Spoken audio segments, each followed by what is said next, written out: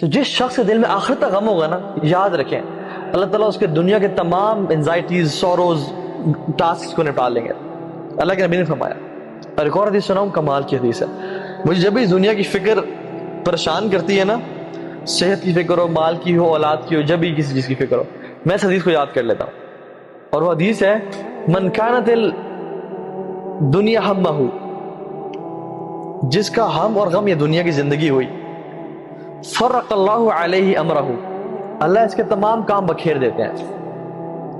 وجعل فقر بین عینیہ، اور فقیری کو، پاورٹی کو اس کی آنکھوں کے سامنے رکھ دیتے ہیں.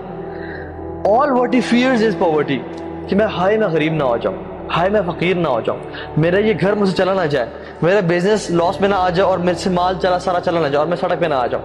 ساری زندگی وہ غربت سے ڈرتا رہتا ہے اور اس پہ ہی گزار دیتا ہے. وَلَمْ يَأْتِهِ مِنَ الدُّنْيَا إِلَّا مَا